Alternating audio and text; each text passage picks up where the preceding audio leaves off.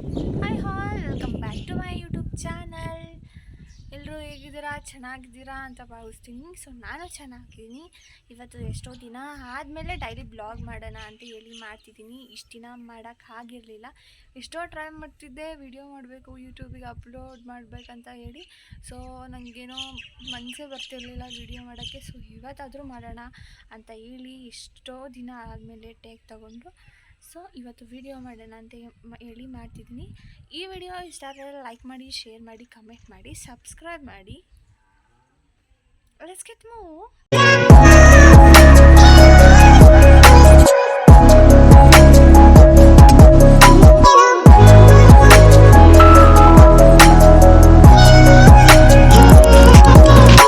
ಇವತ್ತು ನನ್ನ day start ಆಗಿದ್ದು ಕಿಚನಿಂದ. ಸೊ ಇವಳೇನಪ್ಪ ಎಗ್ ಒಳಗಡೆ ಈರುಳ್ಳಿ ಸಿಪ್ಪೆನ ಹಾಕಿ ಬಾಯ್ಲ್ ಮಾಡ್ತಿದ್ದಾಳೆ ಅಂತ ನೋಡ್ತಿದ್ದೀರಾ. ಸೊ ನಾನು ಇದೇ ಥರ ಯೂಟ್ಯೂಬಲ್ಲಿ ಸ್ಕ್ರೋಲ್ ಮಾಡಬೇಕಾಗಿದ್ದರೆ ಮೊಟ್ಟೆ ಒಳಗಡೆ ಈರುಳ್ಳಿ ಸಿಪ್ಪೆನ ಹಾಕಿ ಬಾಯ್ಲ್ ಮಾಡಿದ್ರೆ ಎಗ್ ಒಡೆದೋಗಲ್ಲ ಅಂತ ಹೇಳಿ ತೋರಿಸ್ತಿದ್ರು. ಸೊ ನಾನು ಯಾಕೆ ಟ್ರೈ ಮಾಡಬಾರ್ದು ಅಂತ ಹೇಳಿ ಟ್ರೈ ಮಾಡ್ತಿದ್ದೀನಿ ಅಷ್ಟೇ. ಇವಾಗ ನಾನು ಎಗ್ ಗ್ರೇವಿ ಮಾಡೋಕ್ಕೆ ಏನೇನು ಬೇಕು ಅಂತ ಹೇಳಿ ಪ್ರಿಪ್ರೇಷನ್ ಮಾಡ್ಕೊತಿದ್ದೀನಿ.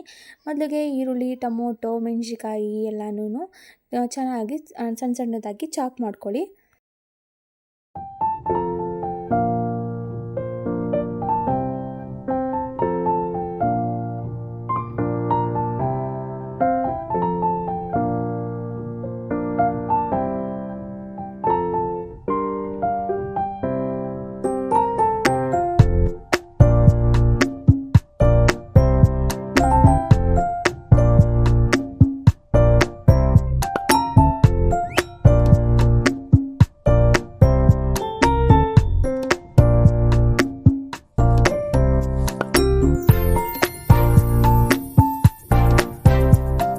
ಸೊ ನಾನು ಯೂಟ್ಯೂಬಲ್ಲಿ ನೋಡಿಕೊಂಡು ಮೊಟ್ಟೆ ಒಳಗಡೆ ಈರುಳ್ಳಿ ಸಿಪ್ಪೆ ಹಾಕಿ ಬಾಯ್ಲ್ ಮಾಡಿಕೊಂಡ್ರೆ ಮೊಟ್ಟೆ ಒಡೆದೋಗಲ್ಲ ಅಂತ ಹೇಳಿ ಮಾಡಿಕೊಂಡೆ. ಬಟ್ ಇಲ್ಲಿ ಅದು ಫ್ಲಾಪ್ ಆಯಿತು, ಮೊಟ್ಟೆ ಒಡೆದೋಗಿತ್ತು. ಏನೇ ಇದ್ರೂ ಮೊಟ್ಟೆ ಒಡೆದೋಗುತ್ತೆ, ಅದೆಲ್ಲ ಒಂದು ಸುಮ್ಮನೆ ಅಷ್ಟೇ, ಅವರೆಲ್ಲ ವೀಡಿಯೋ ಮಾಡಾಕೋದು ಅಂತ ಹೇಳಿ ನನಗೂ ಗೊತ್ತಾಯಿತು.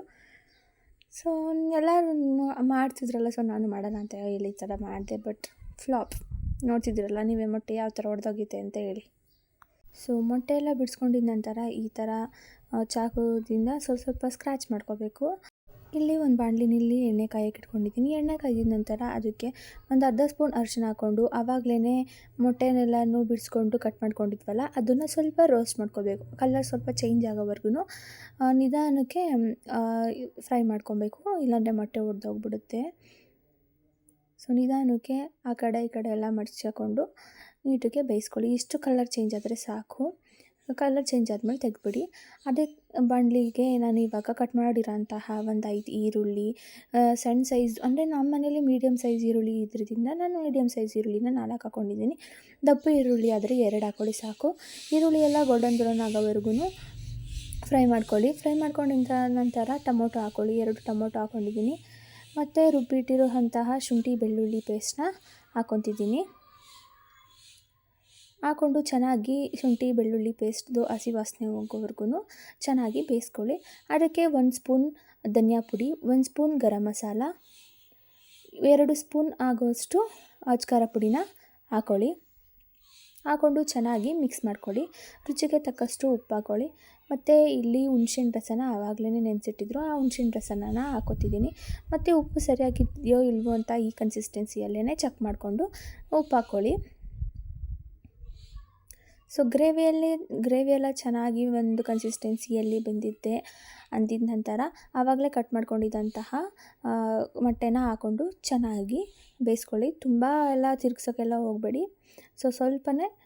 ಸ್ವಲ್ಪ ನಿಧಾನಕ್ಕೆ ತಿರುಗಿಸ್ಕೊಳ್ಳಿ, ಯಾಕೆಂದರೆ ಕಟ್ಟಾಗಿಬಿಡುತ್ತೆ ಜೋರಾಗೆಲ್ಲ ಮಿಕ್ಸ್ ಮಾಡೋಕ್ಕೋದ್ರೆ. ಸೊ ನೀಟಾಗಿ ಮಿಕ್ಸ್ ಕೊಟ್ಕೊಳ್ಳಿ. ಸೊ ಇಷ್ಟೇ ಮೊಟ್ಟೆ ಗ್ರೇವಿ.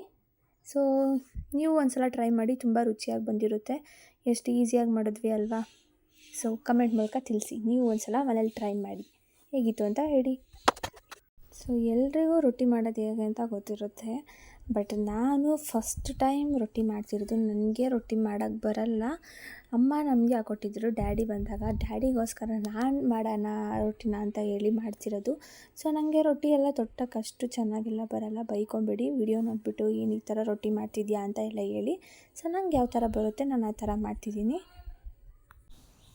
ಮತ್ತು ಇಲ್ಲಿ ನಾನು ಮನೇಲೇ ಶವರ್ಮ ಮಾಡೋಣ ಅಂತ ಹೇಳಿ ಮಾಡ್ತಿದ್ದೀನಿ.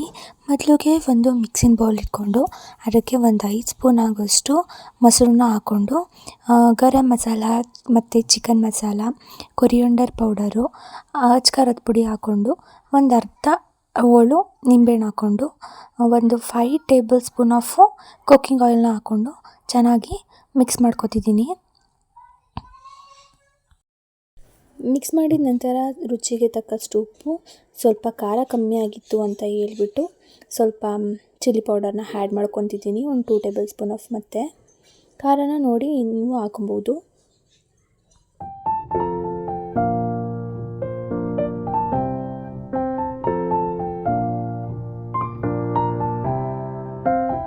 ಮತ್ತು ನಾನಿಲ್ಲಿ ಶುಂಠಿ, ಬೆಳ್ಳುಳ್ಳಿ ಮತ್ತು ಮೆಣಸಿನ್ಕಾಯಿನ ಆಡಿಸ್ಕೊಂಡಿರೋದನ್ನ ಆ ಪೇಸ್ಟ್ನ ಆ್ಯಡ್ ಮಾಡ್ಕೊತಿದ್ದೀನಿ. ಮತ್ತು ಚಿಕ್ಕದಾಗಿ ಚಾಪ್ ಮಾಡಿರೋ ಅಂತಹ 1/4 kg ಚಿಕನ್ನ ಆ್ಯಡ್ ಮಾಡಿಕೊಂಡು ಚೆನ್ನಾಗಿ ಮಿಕ್ಸ್ ಮಾಡ್ಕೊತಿದ್ದೀನಿ. ಕೈಯಲ್ಲೇ ಚೆನ್ನಾಗಿ ಮಿಕ್ಸ್ ಮಾಡ್ಕೊಳ್ಳಿ, ಏಕೆಂದರೆ ಚಿಕನ್ಗೆಲ್ಲ ಮಸಾಲ ಹಿಡಿಬೇಕಲ್ವ, ಅದಕ್ಕೋಸ್ಕರ ಕೈಯಲ್ಲೇ ನೀಟಾಗಿ ಮಿಕ್ಸ್ ಮಾಡಿಕೊಂಡು ಒಂದು 1 ಅವರ್ ಫ್ರಿಜ್ಜಲ್ಲಿ ಮ್ಯಾರಿನೇಟ್ ಆಗೋಕ್ಕೆ ಇಟ್ಬಿಡೋಣ. 1 ಅವರೇ ಬೇಕಂತ ಏನಿಲ್ಲ, ನೀವು ಒಂದು ಹಾಫ್ ಆನ್ ಅವರ್ ಇಟ್ಕೊಂಡ್ರೆ ಆಗುತ್ತೆ. ನಾನು ಇಲ್ಲೊಂದು ಟೈಮ್ ಇತ್ತು ಅಂತ ಹೇಳಿ 1 ಅವರ್ನ ಇಟ್ಕೊತಿದ್ದೀನಿ ಅಷ್ಟೇ.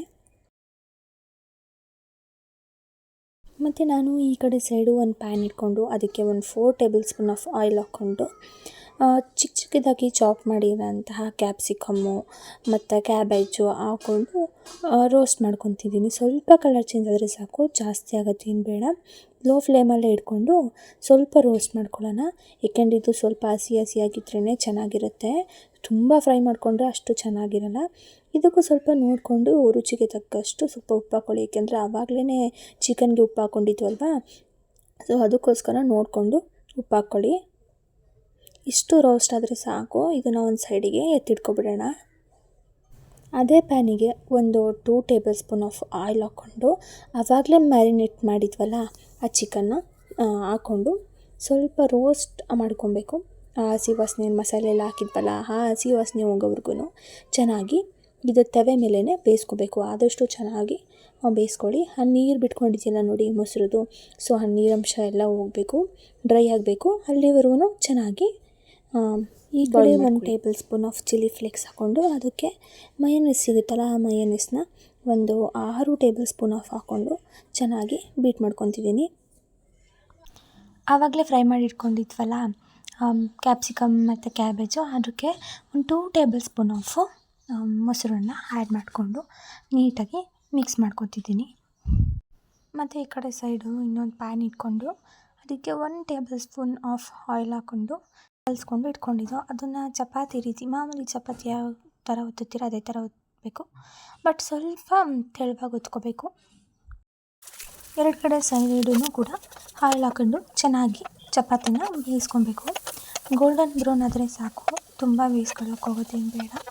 ಇಷ್ಟು ಮಾತ್ರ ಸಾಕು, ಚಪಾತಿ ರೆಡಿಯಾಗುತ್ತೆ, ಶವರ್ಮ ಬೇಸ್ ರೆಡಿಯಾಗುತ್ತೆ ಅಂತ ಹೇಳ್ಬೋದು. ಆವಾಗಲೇ ಬೇಯಿಸಿಟ್ಕೊಂಡ್ವಲ್ಲ ಆ ಚಪಾತಿಗೆ 1 ಸ್ಪೂನ್ ಮಯೋನೈಸ್ ಮತ್ತು 1 ಸ್ಪೂನ್ ಟೊಮೊಟೊ ಕೆಚಪ್ ಹಾಕ್ಕೊಂಡು ಚೆನ್ನಾಗಿ ಸ್ಪ್ರೆಡ್ ಮಾಡ್ಕೋಬೇಕು. ಸ್ಪ್ರೆಡ್ ಮಾಡ್ಕೊಂಡಿದ ನಂತರ ಆವಾಗಲೇ ಕ್ಯಾಬೇಜ್ ಮತ್ತು ಕ್ಯಾಪ್ಸಿಕಮ್ನ ರೋಸ್ಟ್ ಮಾಡ್ಕೊಂಡಿದ್ವಲ್ಲ ಅದನ್ನು ಈ ಥರ ಲೈನಾಗಿ ಹಾಕ್ಕೊಂಡು ಮತ್ತು ಚಿಕನ್ನ ಹಾಕ್ಕೋಬೇಕು. ಅದ್ರ ಮೇಲೆ ಮತ್ತು ಹಸಿದು ಕ್ಯಾಬೇಜ್ ಹಾಕ್ಕೊಂಡು ಅದ್ರ ಮೇಲೆ ಆನಿಯನ್ ಹಾಕ್ಕೊಂಡ್ರೆ ಶವರ್ಮ ರೆಡಿ. ಶವರ್ಮ ರೆಡಿ ಆಯಿತು. ಸೇಮ್ ರೋಡ್ ಸೈಡ್ ಸಿಗುತ್ತಲ್ಲ ಅದೇ ಥರ ಇರುತ್ತೆ. ಮನೇಲಿ ಮಾಡಿದ್ದೀವಿ ಅಂತ ಅನ್ಸೋದೇ ಇಲ್ಲ, ತುಂಬ ಟೇಸ್ಟಾಗಿರುತ್ತೆ. ನೀವು ಒಂದ್ಸಲ ಟ್ರೈ ಮಾಡಿ ನೋಡಿ, ಹೇಗೆ ಬಂತು ಅಂತ ಕಮೆಂಟ್ ಮೂಲಕ ತಿಳಿಸಿ. ಇವತ್ತೇ ಇಷ್ಟಿನ ವೀಡಿಯೋ. ಈ ವಿಡಿಯೋ ಇಷ್ಟ ಆದರೆ ಲೈಕ್ ಮಾಡಿ, ಶೇರ್ ಮಾಡಿ, ಕಮೆಂಟ್ ಮಾಡಿ, ತಪ್ಪದೇ ಸಬ್ಸ್ಕ್ರೈಬ್ ಮಾಡಿ. Thank you all.